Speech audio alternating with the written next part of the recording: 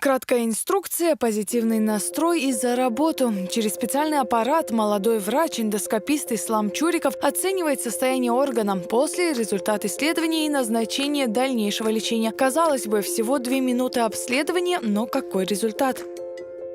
Я не считаю нужным, чтобы наши за пределами ездили к другим врачам. Нет, я так не думаю, потому что я много слышала, что наши врачи очень опытные, очень хорошие. Не то что врачи, даже оборудование у нас очень хорошее. Я сама убедилась.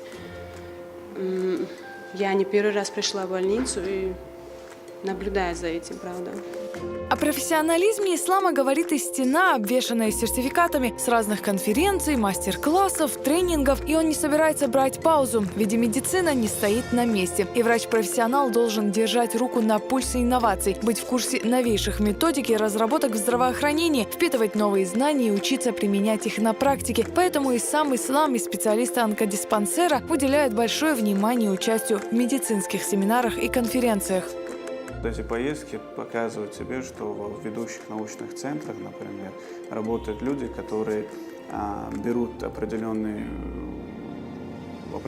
тему и над этой темой всю жизнь работают, и состарившись даже, они все-таки находят, что там изучить. И ты понимаешь, что твои знания, они мизерные, и это становится стимулом для того, чтобы больше полюбить свою работу и дальше пытаться развивать свою работу. Это делает наше мышление врачей более таким, как сказать, научным. В плане этих поездок очень громадную помощь нам оказывает наш главврач, это министр здравоохранения Сулейманов Алихан Абдуллаевич, в плане того, что он и сам постоянно твердит, чтобы молодые специалисты узнавали, где что проходит интересное, и потом всячески содействует тому, чтобы мы туда поехали и обратно приехали, потому что все поездки, они связаны с более-менее финансовыми затратами, и в основном молодые специалисты не имеют лишних денег, чтобы так вырваться из работы, поехать и приехать. И поэтому,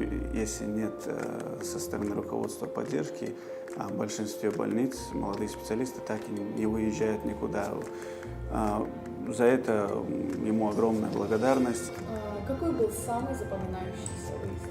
Больше всего запоминающимся мне, не знаю, или потому что я в то время обучался, не знаю, или мне, по моему личному мнению, это моя учеба в институте Герцена, в Московском научно-исследовательском институте имени Герцена, потому что первые знания об онкологии, об эндоскопии, об АЗах, все я получил там, всю эту любовь к данной специальности мне привили там, и первые учителя мои были там, поэтому последующие поездки все были очень познавательными, интересными, но вот эти первые учителя, первый опыт, он всегда для меня остается таким самым важным.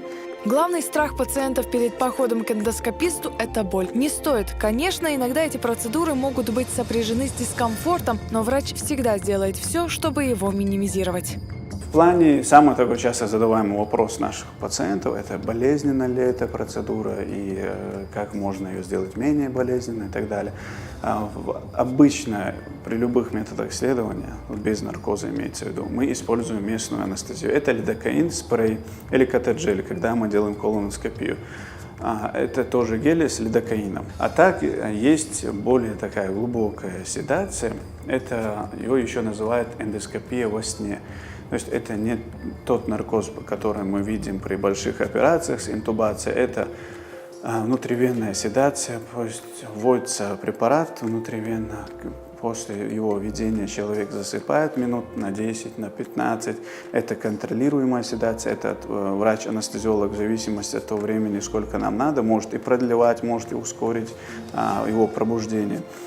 И во время этого исследования человек спит, и он, в принципе, не ощущает никаких болевых, то есть потом он не вспоминает никакие неприятные ощущения, не болевые. Несмотря на то, что врач Ислам еще совсем молодой, в его адрес можно услышать много добрых слов и благодарных отзывов. Конечно, такие специалисты всегда востребованы среди пациентов. Каждому приятна человечность и добродушие медицинского персонала.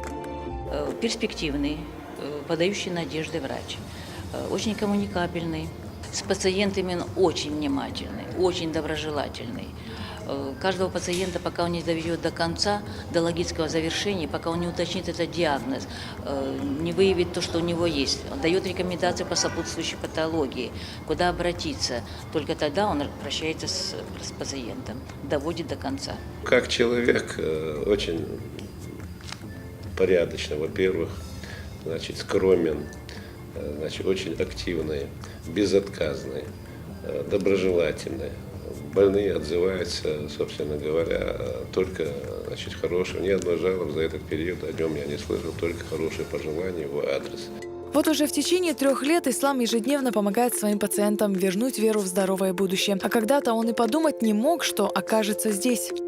После учебы, как и у всех подростков, 15, 16, даже 17 лет, была такая мысль в голове: после 11 лет там учебы еще где-то учиться, это кому это надо, лучше я пойду там слесарем куда-то работать и все, буду себе там на жизнь зарабатывать и так далее.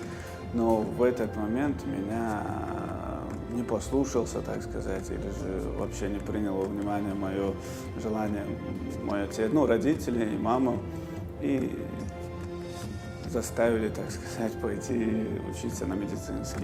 Понимание, терпение и милосердие. Вот как Ислам отвечает на вопрос о том, какие качества важно иметь человеку, выбравшему эту профессию. Ведь каждый пациент уникален, и каждому необходимо найти индивидуальный подход.